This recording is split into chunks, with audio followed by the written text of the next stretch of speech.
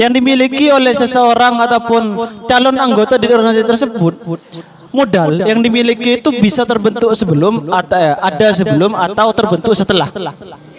Modal, ya, modal. Jadi ranah atau medan yang medannya itu atau ranahnya itu ada di organisasi tersebut, organisasi. Jadi dia mempunyai latar belakang yang berbeda-beda. Nah, proses habitusnya ketika dia itu mau menerima norma atau kebiasaan di organisasi tersebut, atau dia mempertahankan, atau juga dia mau mempengaruhi sehingga merubah norma-norma yang ada. Nah, itu tergantung nanti dari modal ataupun yang dia bawa terhadap organisasi tersebut. Contohnya gini, ketika kebiasaan organisasi tersebut, contohnya saja ya. Contohnya seorang anggota baru harus tunduk terhadap anggota lama gitu kan. Harus tunduk terhadap anggota lama. Ini kan menjadi kebiasaan organisasi semisal gitu kan. Menjadi kebiasaan di organisasi tersebut. Pertama ini ketika latar belakang tadi yang dimiliki oleh seseorang itu semisal contohnya ya, latar belakang santri gitu kan, yang selalu tunduk sendiko daud terhadap kiainya yang lebih tahu mungkin gitu kan, dia itu akan mengikuti arus gitu. Contohnya gini, cuma ini sebagai contoh ya, contoh ya gak? Dia akan mengikuti arus. Namun orang yang berlatar belakang ini secara idealnya dulu ya, yang berlatar belakang dari geng gangster gitu kan, yang anak-anak remaja dan semacamnya itu, dia akan cenderung memberontak dalam organisasi tersebut. Oh nggak bisa, saya nggak bisa ikut itu gitu kan, meskipun dia lebih tahu lebih dulu masuk organisasi, saya tidak bisa ikut gitu kan, saya akan berontak di sana gitu kan. Nah, orang yang biasa-biasa saja milih antara saya ikut ataupun tidak, itu secara idealnya saja. Nah, proses habitus terbentuk di sana. Pertarungan modal yang dimiliki juga terbentuk di sana.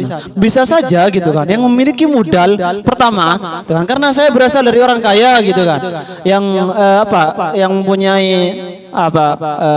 mempunyai karakter ataupun ego yang tinggi ini, berlatar belakang berlatar belakang gangster ini gitu kan, anak-anak nakal ini gitu kan, karena saya mempunyai modal ekonomi sehingga anggota yang baru itu bisa diajak oleh dirinya sehingga mengikuti dia gitu kan, sehingga bisa memberontak juga. Nah, medan yang dimaksud oleh Brio tadi gitu kan, medan persaingan muda tersebut bersaing di sana antara dia itu bisa mempengaruhi ataupun bisa mengambil alih dominasi yang ada di dalam medan tersebut ataupun tidak. Dia akan menentukan nanti bagaimana jalannya medan tersebut, Mbak Windar ya. Jadi ketika seseorang bisa mengubah ataupun merekonstruksi gitu kan, merekonstruksi kebiasaan organisasi tersebut berkat adanya satu orang ini dengan memiliki modal semisal modal ekonomi dan modal-modal yang lain gitu kan, persaingan modal yang ada di sana juga akan mempengaruhi terhadap kebiasaan organisasi tersebut. Nah, strateginya apa yang dimainkan gitu kan? Yang pertama, orang yang terlama di organisasi atau bisa dikatakan anggota lama gitu. Anggota lama dia akan cenderung mempertahankan bagaimana posisi saya sebagai anggota lama, bagaimana bisa mendominasi anggota baru. Pun anggota baru sebagai orang yang akan didominasi, calon yang akan didominasi oleh anggota lama, dia akan berusaha bagaimana membongkar ataupun merekonstruksi kebiasaan-kebiasaan organisasi tersebut. Bagaimana saya gitu kan, dengan modal yang demikian, modal yang saya bawa gitu kan, modal ekonomi, modal jejaring sosial semisal yang dia bawa, bisa mempengaruhi modal yang dimiliki anggota lama tersebut dan juga bisa mempengaruhi anggota baru gitu, sehingga bisa membongkar atau merekonstruksi gitu kebiasaan organisasi tersebut. Intinya memberontak lah gitu kan. Strategi yang dipakai akan memberontak, tetap memberontak demikian. Nah, baru ketika itu bisa berhasil, bisa dikatakan berhasil ketika anggota lama itu sesuai dengan apa yang diharapkan, atau anggota yang baru itu bisa memberontak atau merekonstruksi kebiasaan-kebiasaan yang ada organisasi tersebut dengan modal yang dimiliki. Semisal karena dia berhasil yang anggota baru, maka kebiasaan senior junior ataupun anggota lama, anggota baru itu akan hilang gitu kan, sehingga menjadi kebiasaan ataupun menjadi tatanan yang tidak seperti yang dulu gitu kan, yakni antara anggota lama dan anggota baru itu bebas gitu kan, semisal demikian. Gitu, Pak. Dulu. Mungkin ada tanggapan. Jadi membentuk. Berarti konstruktif. Berarti itu masih bersifat kemungkinan berarti gitu ya. Iya, jadi tatanan sosial ini bukan stagnan gitu kan. Kata berarti itu bukan stagnan, bukan lantas saya sekarang mendominasi, bukan lantas saya selalu mendominasi, tidak gitu. Bisa saja karena saya menjadi kelas dominan di sana mendominasi kaum-kaum yang lain gitu, kelas-kelas yang lain atau yang mempunyai modal di bawah saya, bisa saja dia tuh merontak atau menggantikan saya. Jadi apa ya? Prosesnya itu berkemungkinan, semuanya berkemungkinan gitu. Namun kemungkinan itu bisa dicapai ketika modal yang dimiliki dan strategi yang mereka pakai. Itu aja. Oh, jadi strukturasi itu bisa strukturasi destruktif, bisa strukturasi konstruktif gitu ya. Jadi tergantung dari bagaimana pola dari dialektika dari 5 aspek tadi berarti gitu ya. Oke, ya sejauh ini bisa saya pahami. Kecik dari pernyataan pemantik tadi ya. Justru kalau saya ingin mencoba mensimpulkan ya, barangkali salah atau gimana, namanya juga kita diskusi atau berpikiran. Saya justru memahami apa ya, contoh yang diberikan di awal itu sudah merupakan komposisi praktik yang komplit. Seandainya ditarik ke apa ya, kebersamaan ala berbiu itu, bahwasanya apa itu habitus X modal plus ranah sama dengan itu praktik gitu. Itu sudah bagi saya itu sudah komposisi yang komplit. Dalam artian karena yang kita bicara sebagai habitus kan kombinasi antara struktur objektif dengan sejarah personal ya seorang itu. Jadi kalau berbicara latar belakang seorang itu berangkat dari sebagai anak jalanan, berangkat dari iklim pesantren atau lain sebagainya, itu bagi saya habitus yang terbentuk bagi dia. Karena habitus kan memang bukan alamiah, tapi karena diajari atau dipengaruhi atau lain sebagainya. Kalau saya memahami di sana, dari ketiga ciri yang beda ini, pada akhirnya mereka masuk ke organisasi. Organisasi itu bagi saya itu sederhana. Dan bagaimana dia berpraktek atau membentuk konstruksi sosial di organisasi itu tergantung dari modal yang dibawa. Tidak menutup kemungkinan kan junior justru bahkan lebih berpengaruh daripada senior. Itu bahkan saya banyak menemunya. Bisa jadi karena dari faktor intelektualnya lebih tinggi, kedua karena dari faktor modal duitnya. Karena memang ada kadang senior yang tidak mampu bayar ngopi. Ya. Ya, bisa jadi kan gitu. Bisa jadi kan gitu. Jadi kalau begitu atau mirip rokoknya beda ya. Iya. Yang junior itu Surya yang senior opat. Enggak kan bisa jadi seperti itu. Jadi itu mentalnya kena. Yang untung saya bukan senior karena kalau senior harus bayar uang kopi. Jadi kalau bagi saya letak di mana jadi kalau bagi saya ya dari 3 komponen tadi di sebuah organisasi, kalau kita tarik ke strukturalisasi konstruktif ala berbiu itu, seseorang yang berju ya itu dah. Seseorang yang lahir atau datang dari beberapa latar belakang yang berbeda, sebenarnya di sana dia itu tengah terbentuk suatu habitus. Karena memang bisa jadi karena dari pengalaman atau memang dari apa yang diajari. Masuk organisasi dia tengah berhadapan dengan ranah. Modal yang dia bawa itu berpotensi menciptakan apa ya, kelas dia di organisasi. Bisa jadi karena dia lebih pintar, pada akhirnya dia bisa menjajah seniornya, atau bisa karena modal ekonomi rokok junior justru lebih mahal ketimbang rokok junior. Bisa jadi seperti itu. Jadi kalau ditanyakan di mana letak konstruktif dari pemikiran Berju ya, itu justru di sana. Bagaimana karena berbicara konstruktif, simpelnya kalau saya memahami sih membangun. Dan lebih-lebih teori Berju ini lebih dikenal sebagai teori praktiknya. Cuma untuk menuju teori praktik itu maka dibutuhkan berapa tahap, ada habitus, ada modal, bahkan juga ada ranah, ada strategi. Jadi mungkin hanya itu di saya. Saya mau menang pertanyaan Mbak Winda tadi. Mungkin belum dijawab tadi. Di mana letak kesinambungan yang pada beberapa mikro konsep dari Bourdieu tersebut? Nah, sebenarnya letak kesinambungannya itu adalah ini apa namanya? Kalian pernah dengar istilah ini gado-gado, teori gado-gado? Nah, teori Bourdieu itu terkenal kalau bagi kita itu adalah teori gado-gado.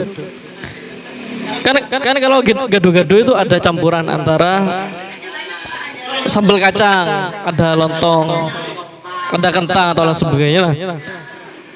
Nah, strukturasi konstruktif kayak gitu, layaknya gado-gado. Isinya itu adalah arena, kapital, modal, habitus, strategi, distinction atau lain sebagainya. Nah, itu yang disebut, itu adalah kesinambungan. Jadi dalam strukturasi konstruktif itu harus melibatkan semuanya itu.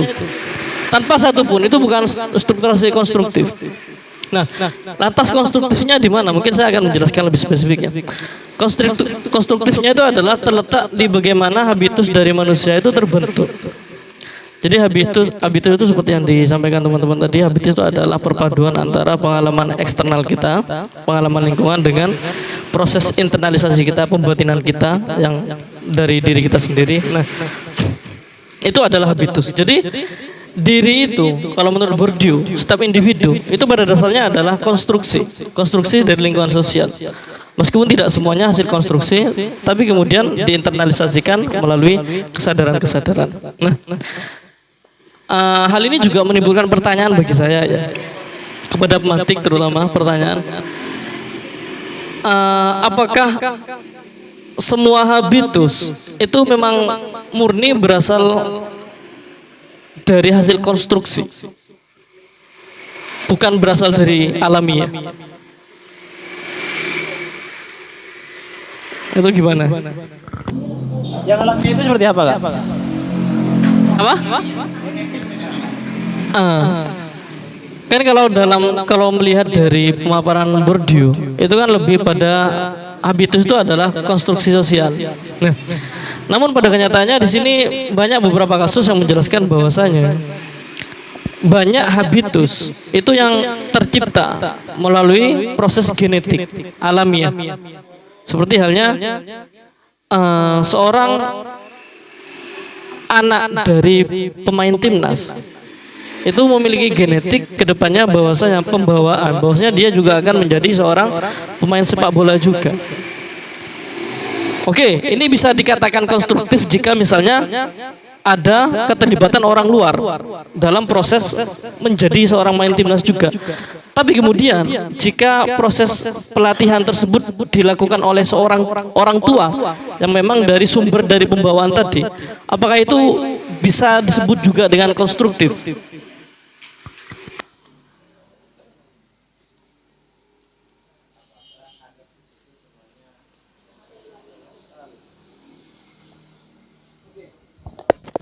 Cek.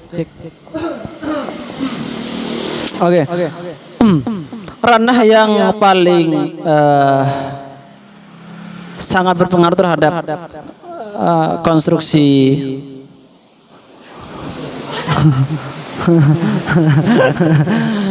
apa ya, untuk membentuk suatu habitus.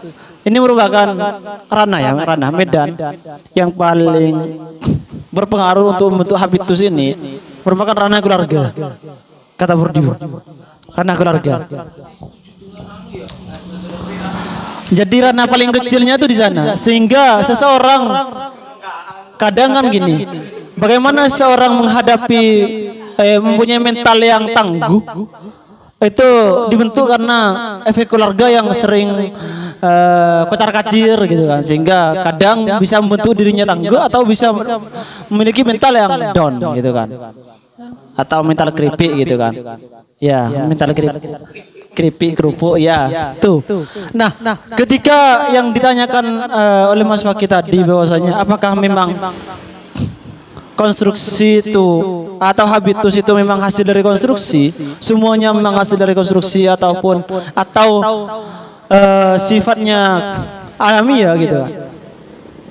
Kalau dari ranah yang dipakai oleh Bourdieu ini gitu, yang dalam buku yang ditulis oleh siapa ini, Harriet Muko ini, ranah terkecilnya itu untuk membentuk habitus pertama kali itu memang di ranah keluarga gitu. Maka bacaan saya itu, maka itu bukan alamiah lagi gitu kan, bukan alamiah lagi. Itu merupakan tetap rekonstruksi atau konstruksi yang dibangun di dalam keluarga tersebut gitu.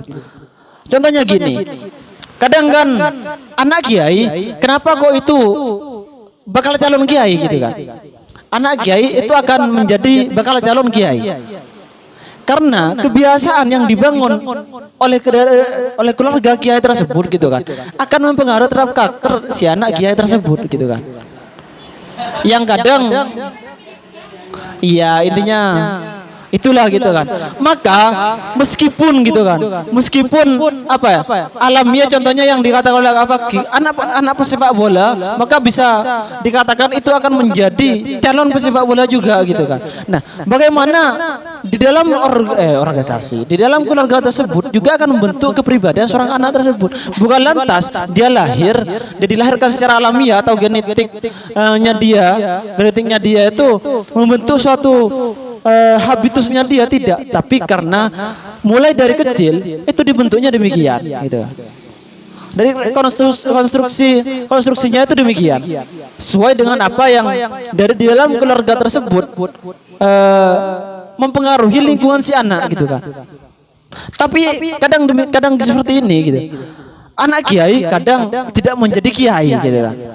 Karena pergaulannya itu di dalam keluarga itu kurang, lebih dominan di luar gitu. Sehingga di dalam keluarga tidak membentuk habitus pada dirinya gitu. Yakni yang membentuk habitus pada dirinya itu adalah dunia luarnya gitu. Saya katakan bahwasanya habitus yang dibentuk ini bukan lantas kita menjadi objek terus gitu kan. Kita lantas bukan menjadi objek terus, tapi kita juga menjadi subjek di sana. Subjeknya di mana? Kita juga bisa memilah dan memilih mana yang mau diinternalisasi oleh kita, mana yang mau diambil oleh kita gitu.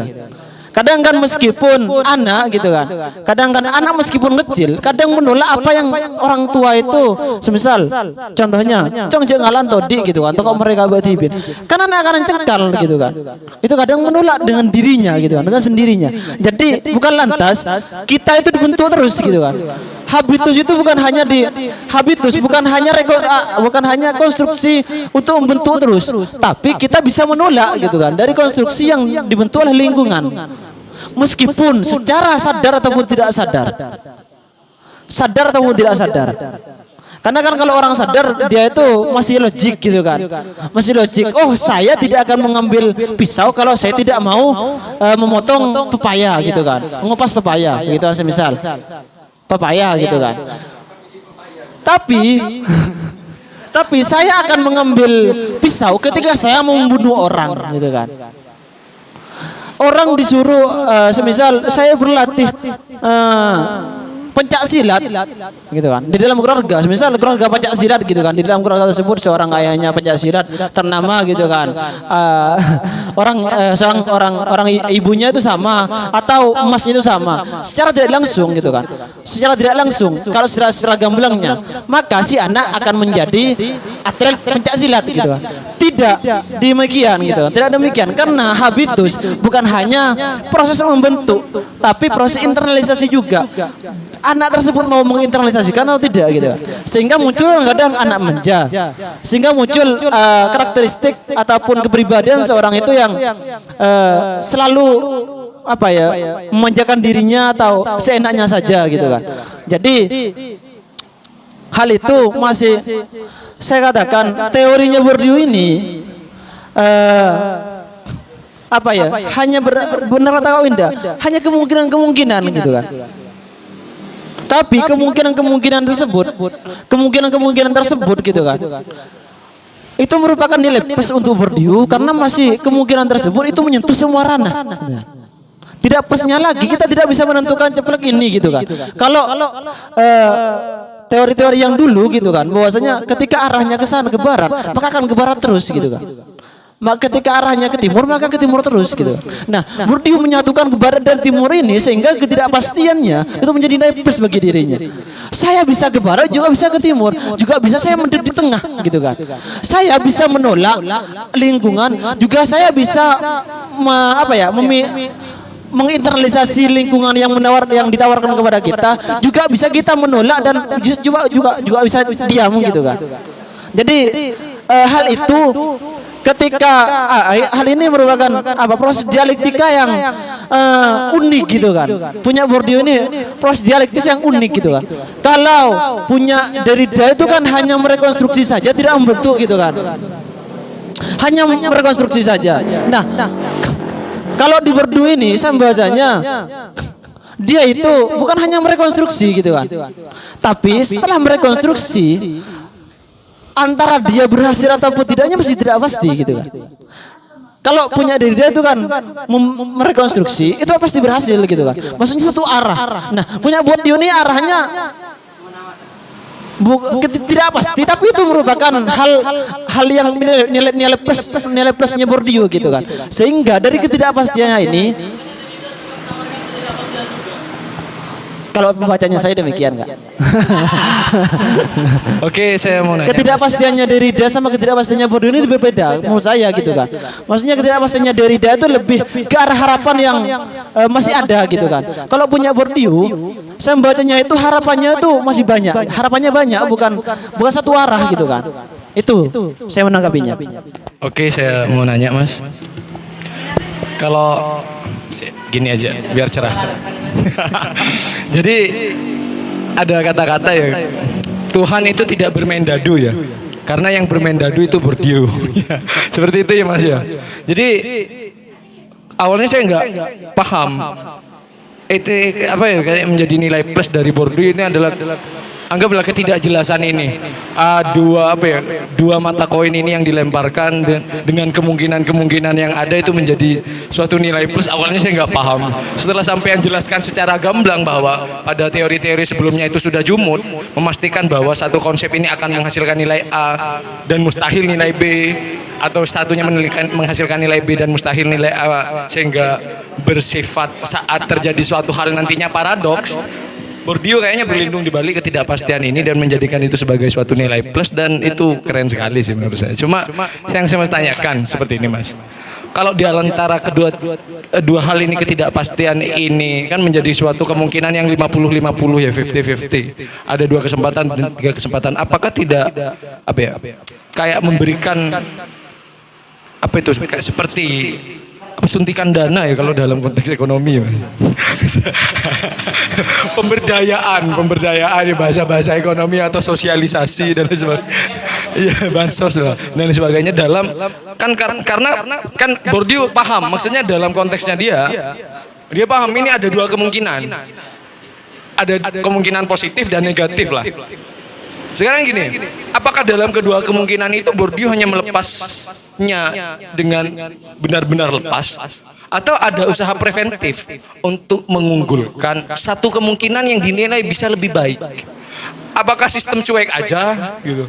Sama sepertinya makanya Bourdieu itu bermain dadu, sistem lempar. Kalau seorang pemain judi, orang-orang politik ya, seorang orang yang menargetkan suatu hal dalam permainan dadu, dia bermain dadu tidak pas benar-benar melempar secara polosan. Sudah ada strategi judi, strategi gimana caranya nanti yang keluar dengan kemungkinan terbaiknya. Ibaratkan kita main angka besar, jadi kita akan anggap mereka melakukan suatu entah strategi, entah itu permainan politik dengan cara curang dan lain sebagainya, agar dadu yang dilempar berakhir dengan keluarnya angka 6 di ketiga-tiganya, entah itu di dalam dadu itu diberi pemberat ya, sehingga probabilitas yang dimainkan di dalamnya itu memiliki kecondongan atau diusahakan kepada probabilitas yang sifatnya konstruktif sesuai dengan strukturasi yang diinginkan seorang Bourdieu. Terima kasih. Karena kan saya tadi sudah jelas bahwasanya strukturasi konstruktif ini membahas lima sub gitu kan, 5 sub untuk mencapai strukturasi konstruktif, yakni habitus, X, modal plus ranah gitu kan, ya kan? Habitus, X, modal plus ranah sama dengan strukturasi konstruktif. Saya pasti ngerasa ini pelajaran ekonomi ya. Matematis sekali. Iya, turunin Mas Ali. Le Ali papan le. Ini dominasi ya. Saya sekarang punya modal budaya. Strateginya ya Kak, kalau undangan pemburu ya masuk kajian ilegal. Tapi undangan yang lomba rumah tangga.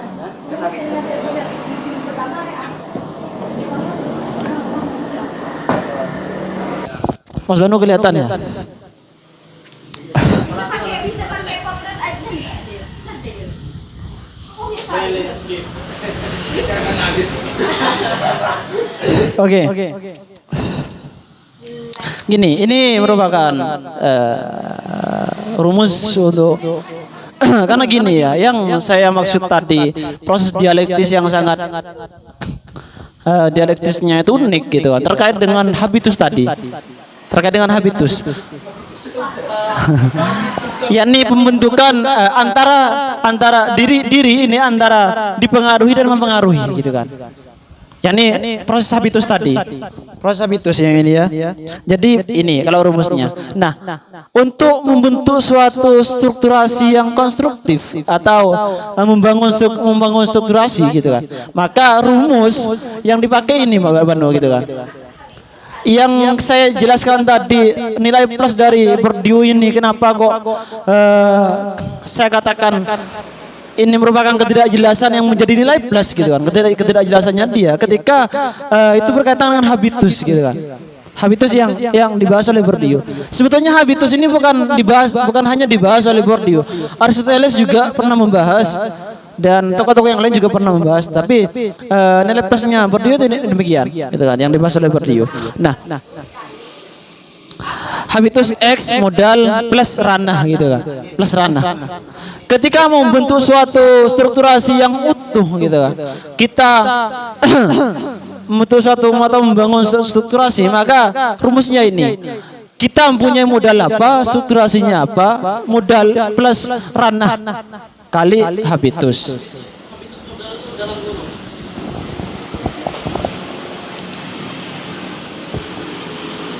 Sama dengan strukturasi konstruktif. Sama dengan strukturasi konstruktif. Jadi ini rumusnya untuk mencapai strukturasi konstruktif. Mas Sofan, saya sebagai apa ya, penikmat matematika meskipun nggak pinter. Saya enggak. Saya naik IPS paling benci matematika. Saya bingung gitu Mas, kenapa habitus kali modal dan ditambah ranah, maksudnya kan ini bukan bahasa matematik kecuali itu habitus atau kita anggap H modal M tambah R sama dengan SK gitu kan, masih ada. Ini maksudnya ini kan bukan ranah matematis, kenapa kok ada pemilihan kali sama plus, ini gimana ini? Sumpah aku nggak paham, tapi Karena kan tidak gini, penting. gini pertentangan dari teori-teori sebelumnya terkait dengan subjektivitas dan objektivitas ini gitu kan. Ini merupakan suatu pertentangan yang sulit untuk dipecahkan gitu kan. Ini bertolak belakang, selalu bertolak belakang gitu kan. Nah, Bourdieu dengan adanya ini juga ketidakpastian dari subjektivitas ini menyatukan ini. Pun demikian, ini merupakan hasil dari yang ini. Terus kaitannya perkalian. Tapi dalam konteks ilmu sosial, subjektif sama objektif itu kan memang bertentangan, Mas. Bertentangan. Tapi sudah ada titik terangnya. Titik terangnya yang jadi objektif itu adalah nilai subjektif yang menjadi rata-rata. Dalam konteks Tapi ilmu gini sosial. dalam proses habitus kan saya sudah bilang tadi, dalam proses habitus seseorang itu bisa, kan saya bilang antara dia menjadi subjek dan objek ini masih tidak jelas gitu kan. Sehingga saya mempunyai latar belakang demikian dipertentangkan dengan apa ya? Dia bertentangkan. Saya semisal gini. antara saya mau mempengaruhi dan pengaruhi ini agak jelas gitu kan. Kalau saya dipengaruhi berarti saya menjadi objek kan gitu. Manusia menjadi objek ketika saya dipengaruhi lingkungan. Namun saya mempengaruhi lingkungan ataupun saya punya kebebasan dalam menjalani hidup gitu, merupakan subjek gitu kan. Nah, dalam habitus ini antara saya mau mempengaruhi dan dipengaruhi masih belum jelas. Nah, dari yang ini gitu kan. Ketidakjelasannya di mana ketidakjelasannya? Dari penjelasannya Mas Sofwan. Ketidakjelasannya itu Kak. Saya rasa sudah jelas Bourdieu itu menjelaskan. Ketika proses habitus prosesnya Kak. Ketika prosesnya, nah hasil dari itu gitu kan. Hasil dari itu, nah itu merupakan bentuk habitusnya gitu. Bentuk habitusnya. Tapi proses untuk membentuk habitus ini gitu kan. Antara ini gitu kan. Proses membentuk ini Kak. Datangnya dari ini Kak, pertentangannya. Habitus itu adalah perpaduan antara stimulasi eksternal atau disebut dengan objektif dengan keputusan subjektif, perpaduan antara itu kan. Nah, kajian posmo itu adalah kajian di mana yang paling menekankan pada unsur subjektivitas. Jadi kalau kita ingin melihat di mana wajah posmo sebenarnya pada pemikiran Bourdieu, itu berada di pembentukan habitus. Karena katanya Bourdieu, meskipun pada dasarnya secara proses habitus itu bisa saja dibentuk secara konstruktif ataupun secara subjektif. Tapi peran subjektif individu sebagai agen dalam struktur itu paling penting. Itu yang kemudian dimaksud dengan postmodernisme. Jadi meskipun hasil konstruksi dari luar, misalnya objektivitas dari luar, tapi final decision itu tetap berada pada individu tersebut sebagai agen. Itulah.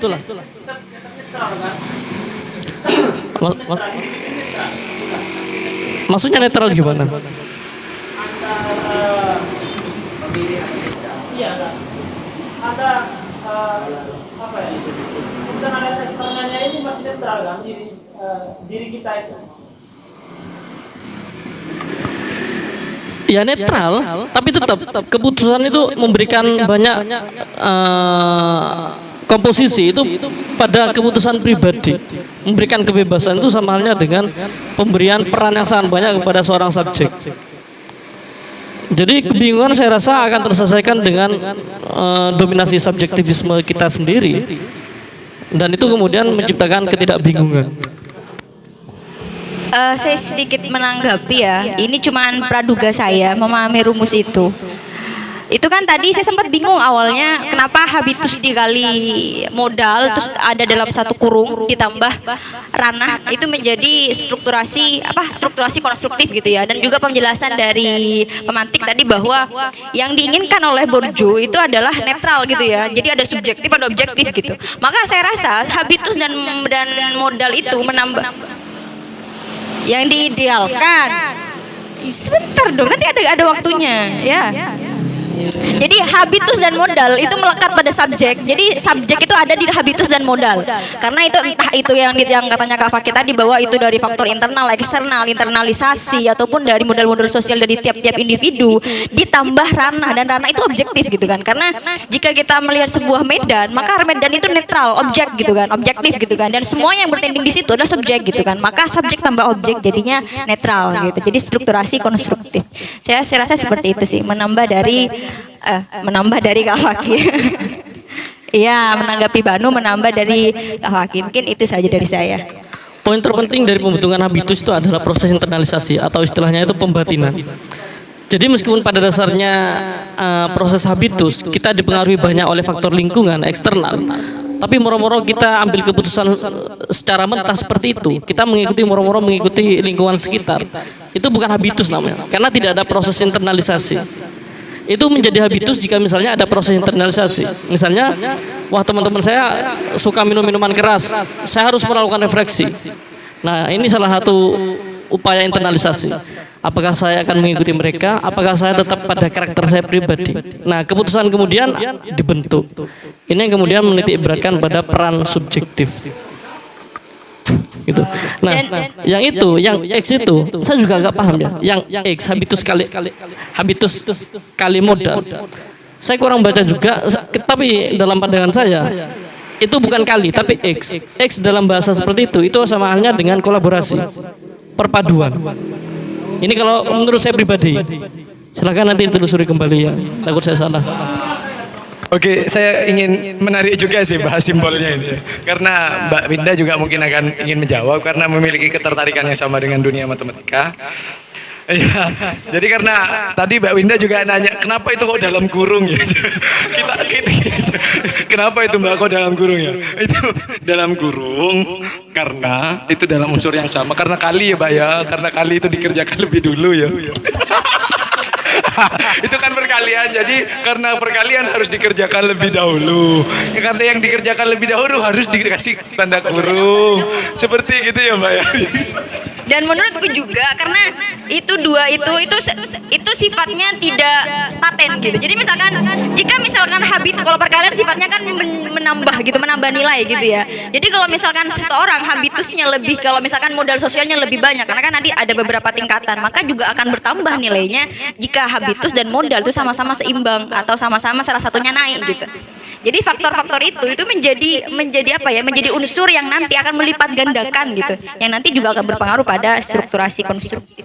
Oke, saya juga ingin menambah, Mbak ya. Mungkin anggap saja ya, ada nilai-nilai yang nanti akan dipatenkan dalam menentukan strukturasi konstruktif yang oleh Bourdieu, seorang Bourdieu. Maka anggap antara habitus dan modal itu saat dikalikan menjadi anggap habitusnya 10, modalnya 10, saat dikali jadi 100. Ditambah ranahnya anggap 100 juga, sehingga 200. Berarti dalam tingkatan 200 itu menunjukkan bahwa pada tingkatan ini seseorang dikatakan dalam strukturasi konstruktif milik Bourdieu itu ada pada tahap tataran dominan ya. Kalau yang habitusnya 1 terus modalnya 1, ranahnya 100, jadi nanti 101 dua-duanya ya. Berarti itu nanti berada pada tatanan ya. Ini kalau menggunakan pendekatan matematis, Mas. Sok pinter anjing.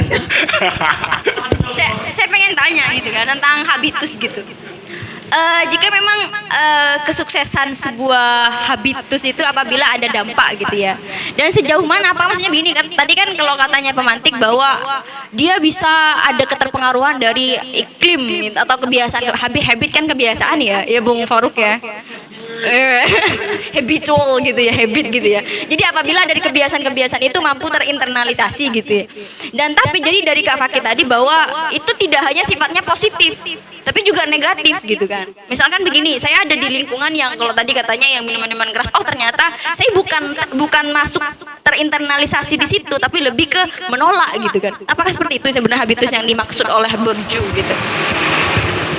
Apakah hanya ketika kita berdampak dengan lingkungan itu sebuah habitus gitu, atau memang kita masuk dalam yang mana yang iya? Ada ulasan menarik dari seorang Morgan Housel, penulis buku Psychology of Money. Ini perkara modal. Ulasannya gini, kita mungkin menginginkan mobil, rumah yang mewah, uang yang banyak, tapi sebenarnya kita hanya ingin satu, rekognisi, pengakuan. Ini ulasan dari seorang Morgan Housel. Nah, kaitannya dengan konsep modal yang dibawakan oleh Pierre Bourdieu itu adalah, di sini saya mengatakan Bourdieu tidak terlalu mendalam dalam menganalisis gagasannya terkait modal. Bourdieu itu tidak terfikirkan bahwasanya ternyata ada hidden agenda, ada modal tersembunyi yang bersembunyi di balik modal yang sebenarnya diinginkan oleh manusia.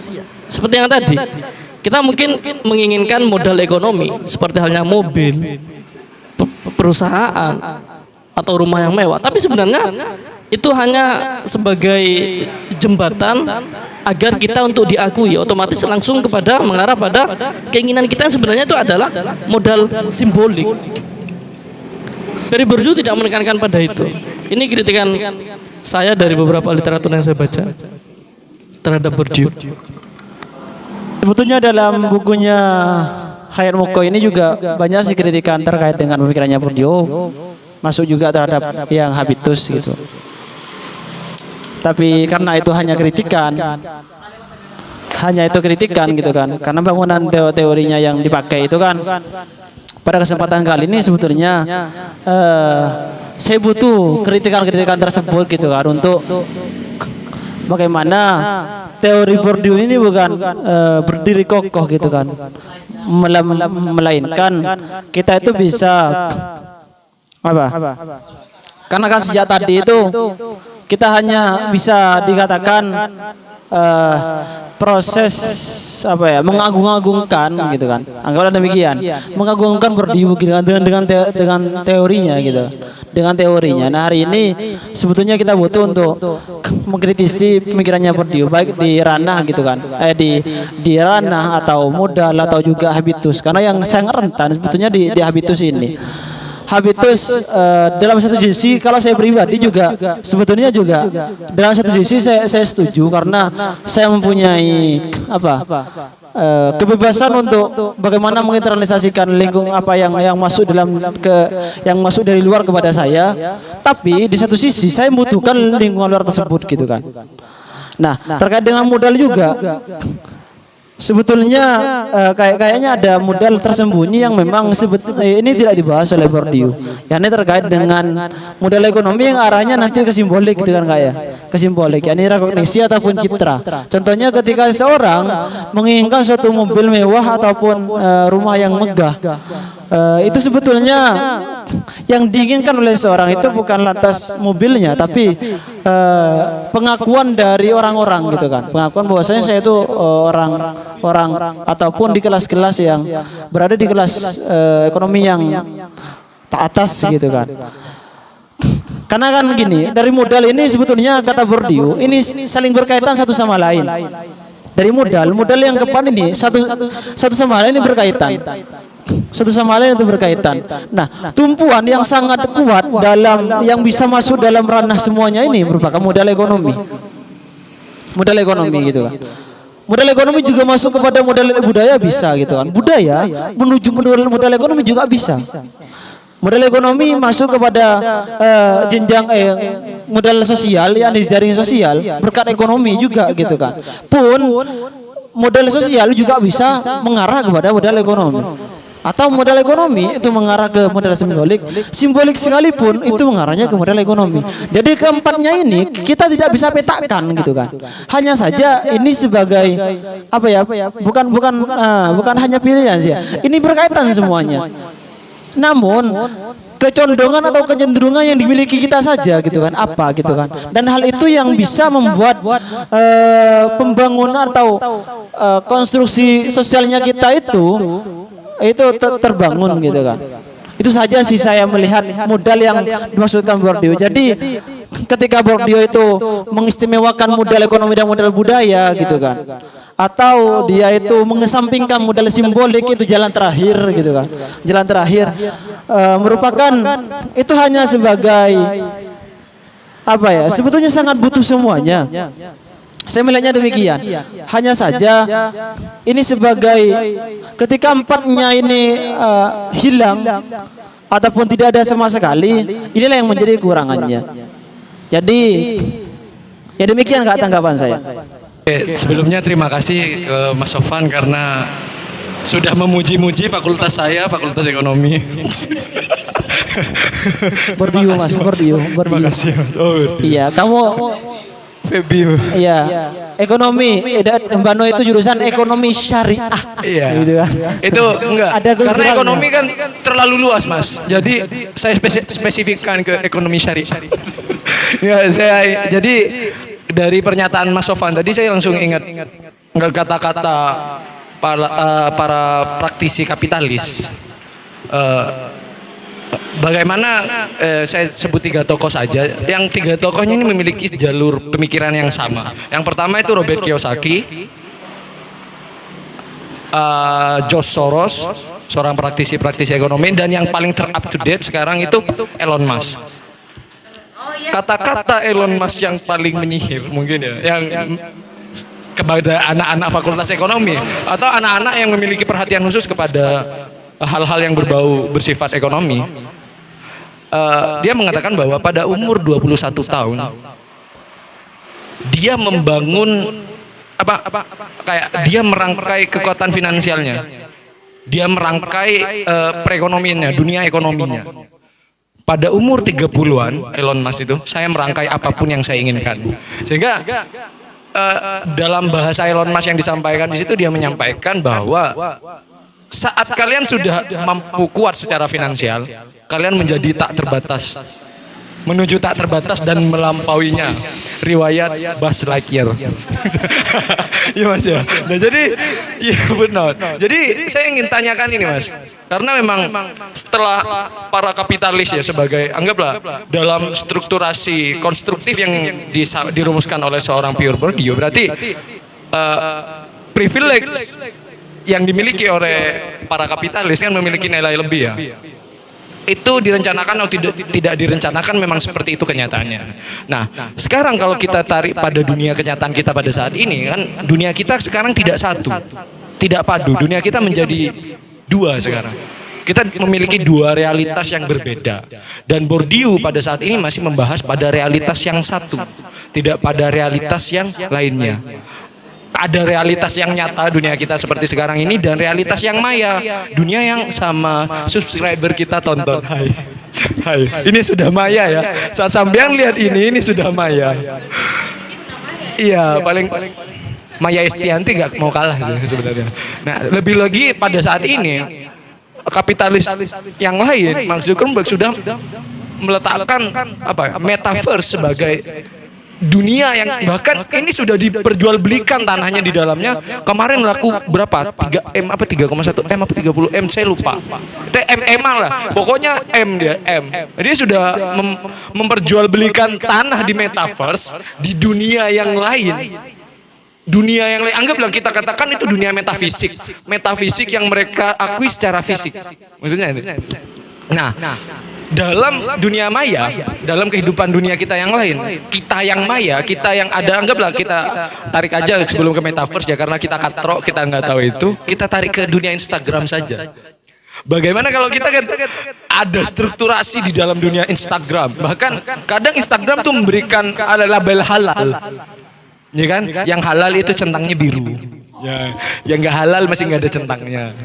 Ya belum di-verify. Nah, sama seperti akun-akun YouTube dan lain sebagainya. Nah, bagaimana, apakah teori punya Bourdieu ini bisa diterapkan dalam dunia-dunia yang dalam dunia metafisik yang ilmiah ini?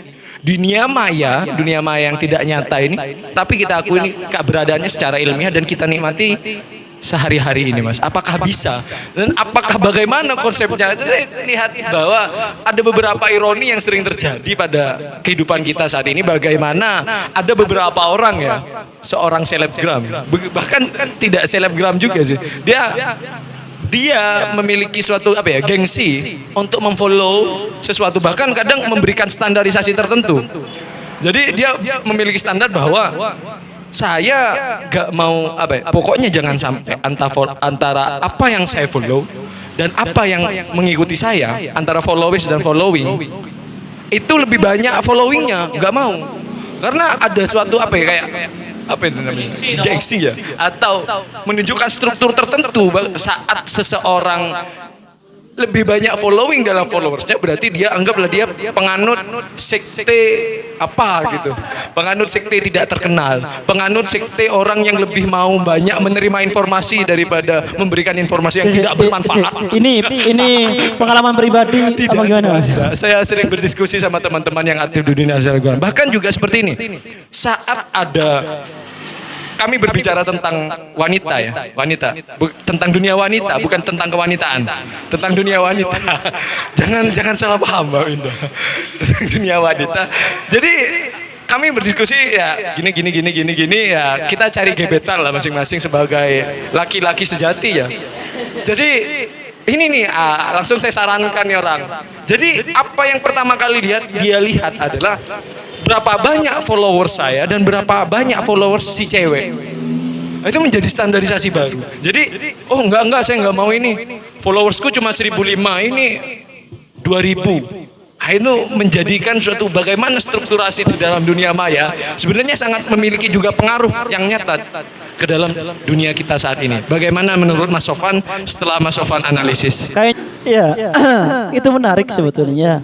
Bagaimana melihat dunia media sosial ditarik menggunakan analisis punya berju gitu kan. Sama-sama Mas. Sama-sama. Ada judul udah kan ya? Sama-sama. Anjir. Iya.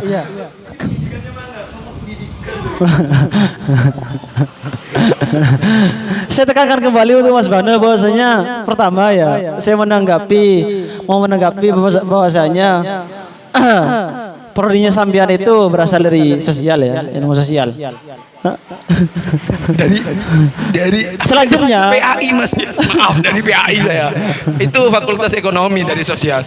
Fakultas Ekonomi dan Bisnis Islam itu PAI. Oh, iya. Sampean jangan sombong di depan saya. Masa hanya Mas Aang yang boleh. PTKIN. Dalilnya yang diambil dari Usuluddin loh, jangan salah. Jadi saya nggak mau sombong. Saya nggak. Saya membaca Bourdieu ini merupakan karena gini ya. Selera kata Bourdieu itu, saya membacanya mana ya?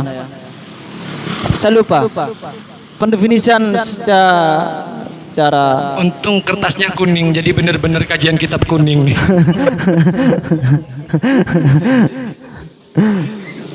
Di sini Bourdieu juga membahas terkait dengan selera.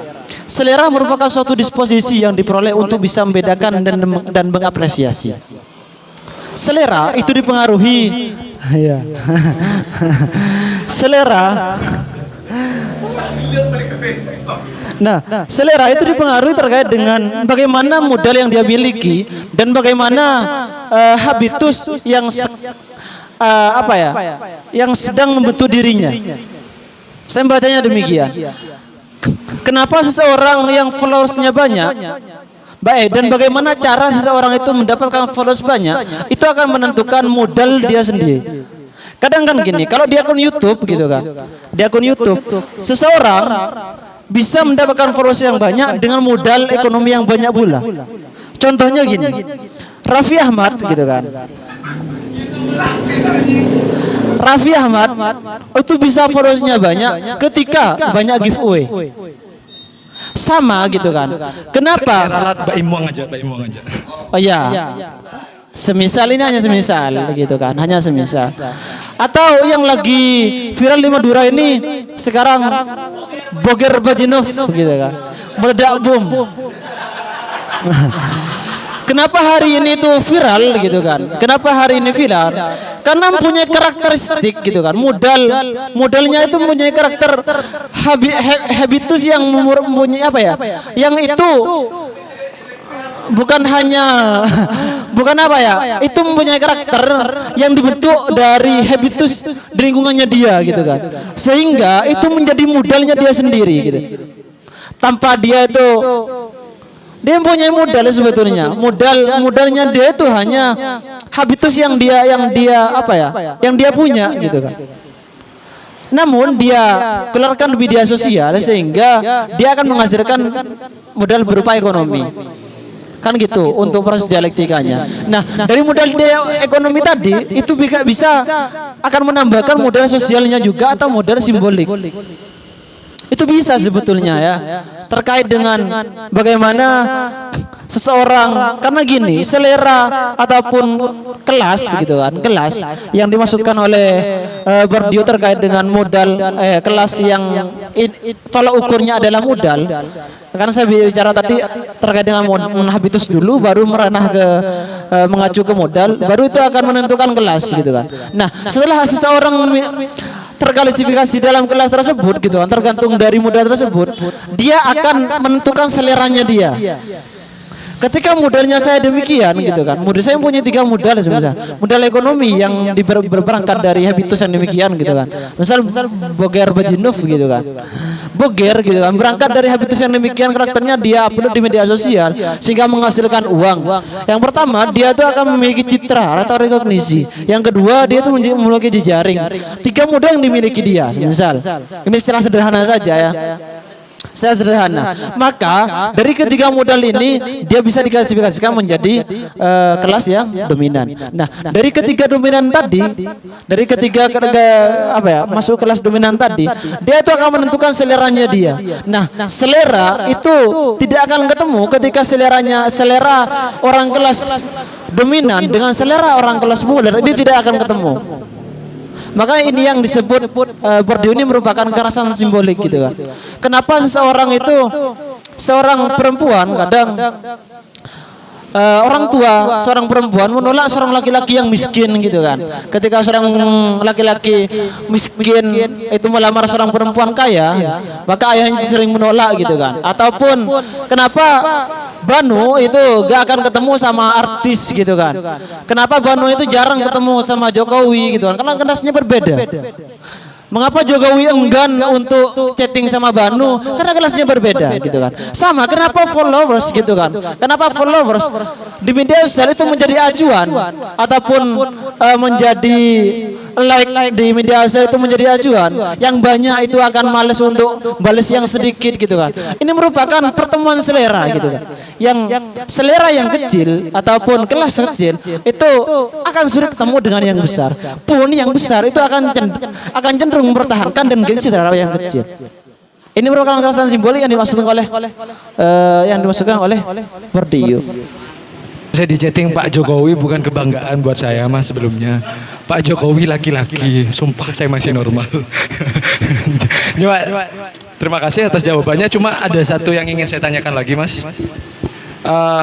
Dalam dunia, anggap ya kita dari tadi membahas tentang Instagram aja ya.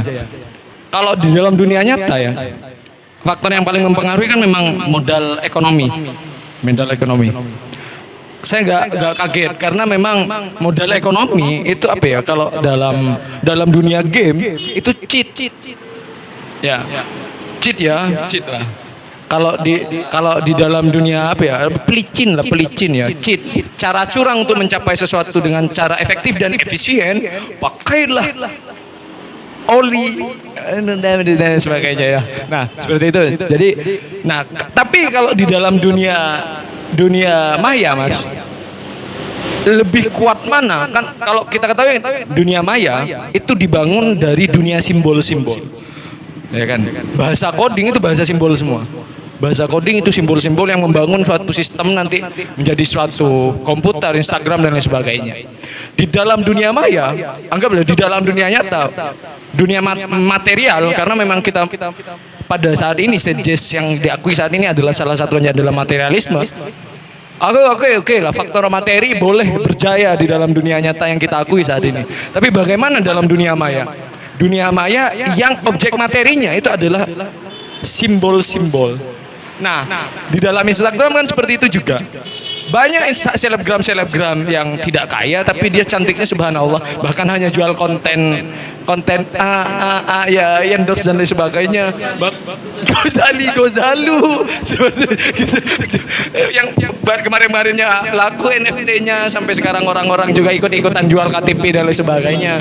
Apakah di dalam dunia maya kedudukan modal ekonomi itu dapat digeser oleh kedudukan modal simbolik? Khususnya simbolik dalam bentuk face misalnya. Ya, saya juga sepakat itu.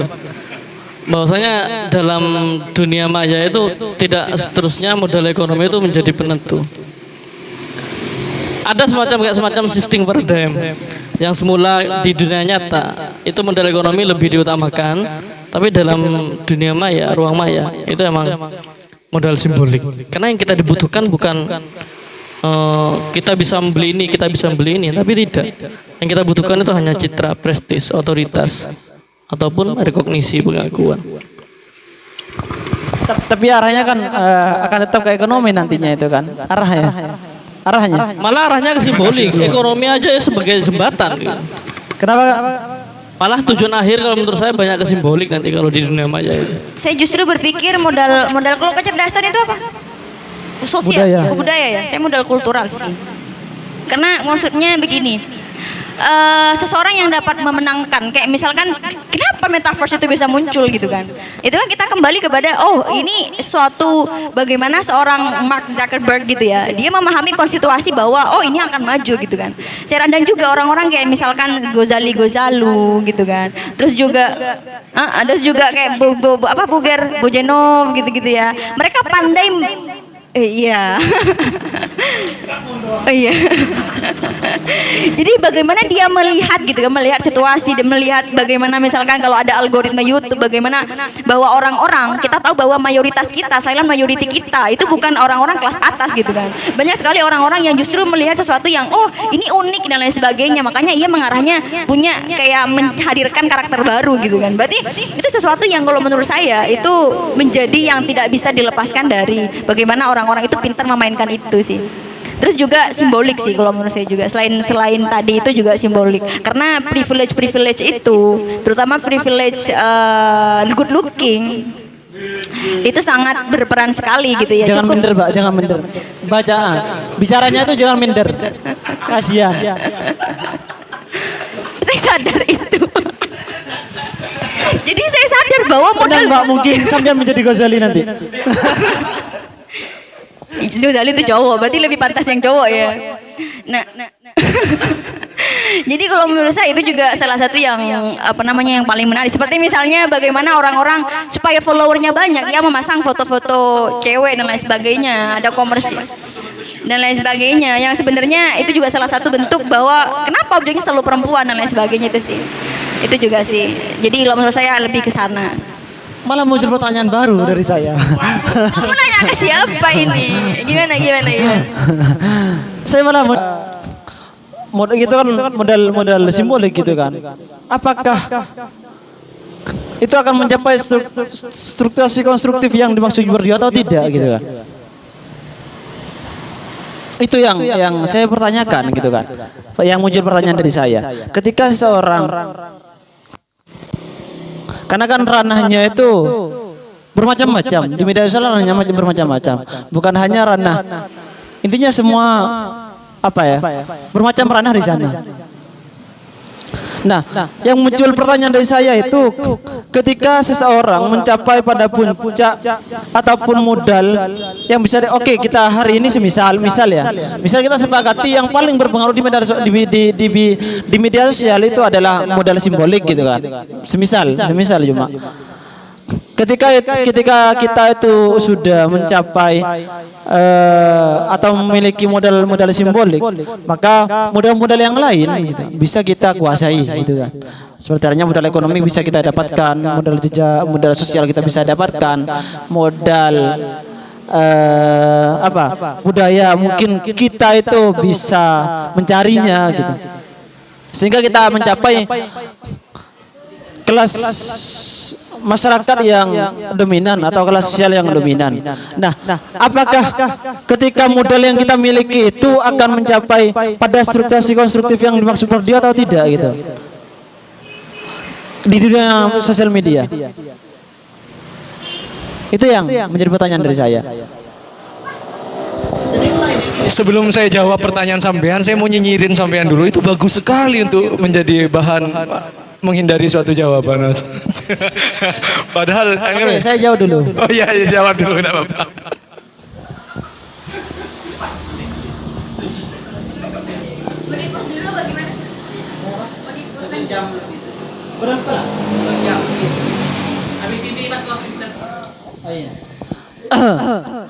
Jadi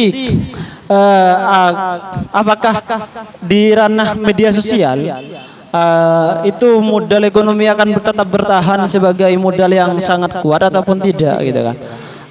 Karena di media sosial itu merupakan modal merupakan ranah simbolik gitu kan.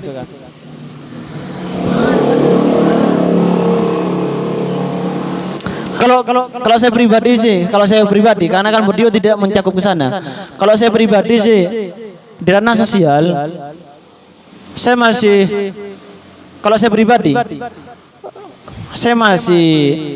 tidak ada yang kuat di sana gitu. Kalau saya pribadi. Pertanyaan, apakah modal simbolik gitu kan sangat berpengaruh atau menjadi modal yang paling diistimewakan gitu kan di ranah media sosial gitu. Kalau di dunia maya, di dunia nyata itu kan yang paling berpengaruh itu modal ekonomi gitu kan, dan itu banyak mengakui memang gitu. Nah di media sosial atau dunia maya ini yang paling diistimewakan modal simbolik atau masih modal ekonomi. Kalau saya pribadi itu menganggapnya masih gak ada yang dominan di media sosial, karena seseorang yang memiliki modal ekonomi pun gitu kan bisa mencapai dunia simbolik tersebut. Asalkan yang modal ekonomi tidak bisa mencapai itu, mungkin saya berangkat tidak punya modal ekonomi, tapi saya punya modal simbolik dan followers yang banyak gitu kan. Mungkin saya akan mengatakan itu modal simbolik itu mempunyai keistimewaan gitu kan.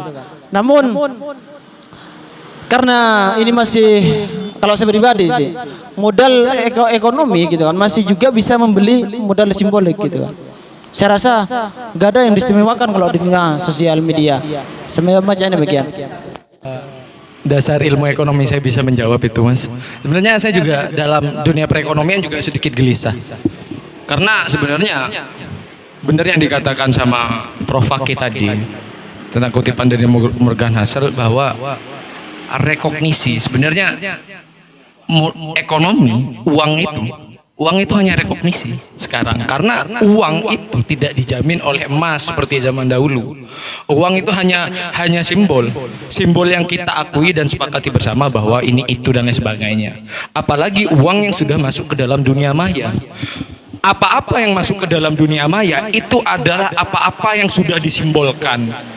Percuma sampean punya uang kalau itu tidak disimbolkan, bahkan itu tidak, maksudnya itu tidak akan terbaca di dunia maya. Sama seperti orang gini, orang gak akan tahu sebanyak apa uang kita di dalam dunia maya kalau kita tidak pernah menyimbolkan itu. Kalau kita lihat dari beberapa YouTuber Imong, dia selalu menyimbolkan kekayaannya dengan kemurahan hatinya. Kita ya giveaway, kita lihat bagaimana seorang siapa itu YouTuber cewek, bukan Ria Ricis, apa Ria Ricis itu tuh yang sering membuat konten tidak berguna.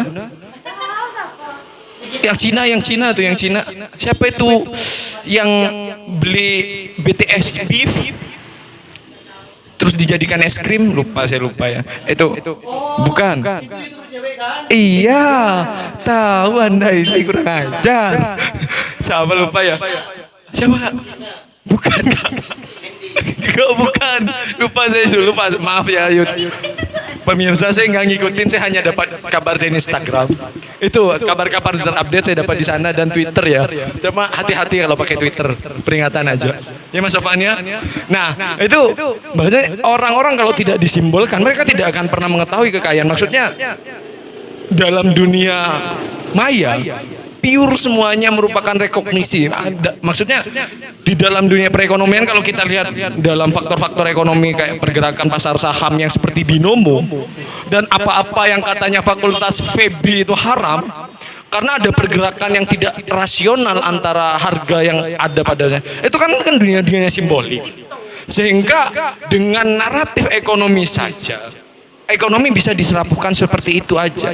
Jadi karena itu hanya berdasarkan kepada simbol-simbol yang sudah kita sepakati, dan pada suatu saat kita tidak sepakat dengan simbol itu tidak akan lagi pernah berarti, dan itu nanti akan menjadikan krisis ekonomi. Nah, sehingga di dalam dunia maya saya rasa tidak ada faktor lain, kalau jawaban saya pribadi tidak ada modal lain yang pure bisa masuk ke dalam kehidupan dunia maya, karena modal apapun itu akan disimbolkan, termasuk modal ekonomi. Makanya juga orang pinter menyimbolkan dirinya dalam dunia maya dengan membuat caption anjay. Ya. Seperti itu, menyimbolkan dirinya dengan caption anjay. Terus orang apa lagi? Ada 4 modal apa aja tadi? Modal budaya, modal sosial. Ya kan pinter kan masukkan budaya, modal aneh. Intinya seperti itulah. Maksudnya di sana, maksudnya karena memang struktur dunia maya itu terbangun atas simbol-simbol. Apa-apa yang tidak disimbolkan tidak bisa dianalisis di sana. Maksudnya tidak bisa tidak bisa terbaca lah, not found. Mungkin iya bukan arenanya Mbak ya. Betul kata Mbak Winda, bukan apanya Mbak? Arena. Iya mungkin itu. Mungkin ada tanggapan dari Mas Faruk, opini pribadi dari Mas Faruk. Gimana Mas Faruk? Atau Mas Oh Nanang ya tadi atau belum Mas ada belum dijawab ini sarannya dari Bang Faruqi. Dia mengusulkan modal spiritual. Iya, gimana? Diterima apa enggak? Nak? Modal spiritual. Modal spiritual ini kan lebih kepada arahnya metafisika kan, metafisikan. Metafisika.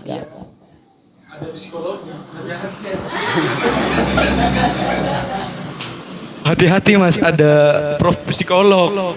Sampean harus bisa bedakan antara spiritual sama religion.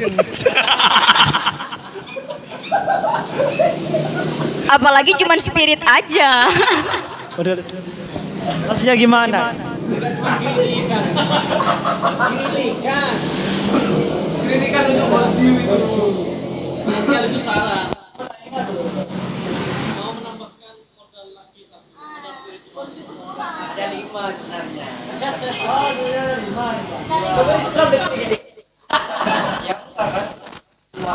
Oh, berarti punya bordiu kata Kak Faruk, berarti harus ditambahkan gitu kan.